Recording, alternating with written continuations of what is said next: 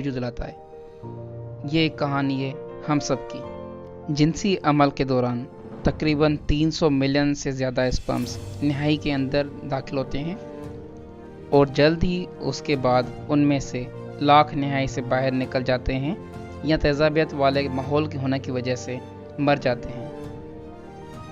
ताहम बहुत से स्पर्म बच जाते हैं क्योंकि हिफाजती अनासर उनके इर्द गिर्द मौजूद सियाल में फराहम किए गए हैं। इसके बाद स्पर्म का सर्वैक्स से गुजरकर बच्चेदानी तक पहुंचना ज़रूरी है। आम तौर पर सर्वैक्स बंद रहता है लेकिन कुछ दिनों के लिए खुला रहता है जबकि औरती अंडे मौजूद होते हैं और स्पर्म सर्वैक्स में मौजूद पानीनुमा मुकस की वजह से आसानी से तैरता हुआ बच्चेदानी में दाखिल होता है। मगर लाखों स्पर्म उस मुकस में फंस जाते हैं लेकिन बाद में वो सफ़र जारी रख सकते हैं। बच्चेदानी के अंदर पहले ग्रुप जाने की वजह से वेव जनरेट होती हैं जिसकी वजह से अंडे की तरफ सफ़र में स्पर्म की मदद होती है। ताहम रेजिडेंट सेल्स गलती से स्पर्म को फॉरेन पार्टिकल समझकर ख़त्म करना शुरू करते हैं और आधे से स्पर्म खाली फ्लोपिन ट्यूब की तरफ जाते हैं जबकि दूसरे आधे अंडे वाले फ्लोपिन ट्यूब की तरफ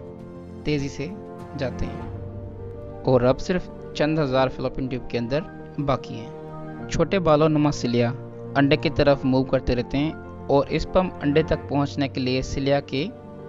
रहनुमाई लेते हैं मगर कुछ स्पर्म्स उस सिलिया में फंसकर मर जाते हैं और तौलीदी रास्ते के सफ़र में केमिकल का एक हिस्सा स्पर्म के हेड के ऊपर तब्दीली लाता है जिस वजह से स्पर्म्स तेज़ी से मंजिल की तरफ बढ़ना शुरू करते हैं। 300 मिलियन में से सिर्फ चंद दर्जन ही आखिर में स्पर्म अंडे तक पहुंच जाते हैं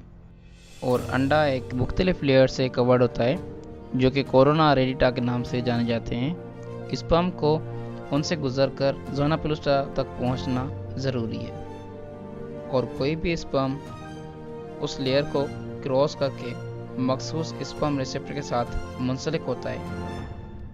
जो कि एक्रोसोम को मुतहरिक करता है, डाइजेस्टिव एंजाइम्स को जारी करता है और जो स्पर्म को ज़ोना पेलुस्टा में दाखिल होने के काबिल बनाता है।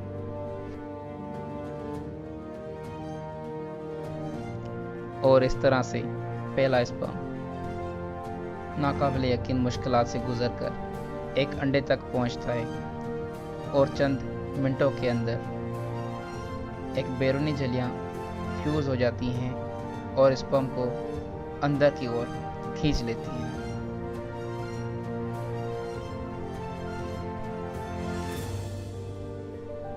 और वो झलियाँ दूसरे स्पर्म्स को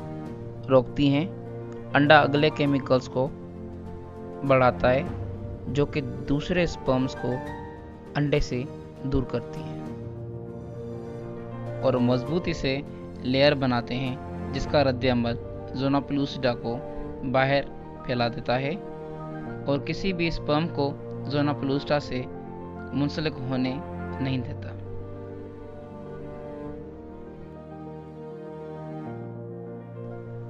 और अब अंडे में मर्दाना जेनेटिक मटेरियल के गिर्द एक नई झलियाँ बनाता है और साथ ही जेनेटिक मटेरियल के 23 क्रोमोसोम्स में तब्दील होता है और स्पर्म के अमल के बाद फीमेल जेनेटिक मटेरियल क्रोमोसोम्स 23 होना शुरू होते हैं और इस अमल के बाद जैसा कि नर और मादा पेरिन्यूक्ली इर्द गिर्द धागे बनाना शुरू करते हैं जिसे माइक्रोट्यूब्यूल्स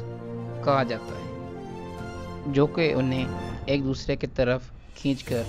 क्रोमोसोम्स मिलकर एक सेट बनाते हैं और फर्टिलाइजेशन का अमल मुकम्मल करते हैं और इस लम्हे मुनफरद जेनेटिक कोड पैदा होता है जो कि फौरी तौर पर बालों का रंग, आँखों का रंग और सैकड़ों दीगर खुसूसियात का तायन करता है जो कि इस नए सिंगल सेल के हैं। ज़ायगोट एक नए इंसान का आगाज़ है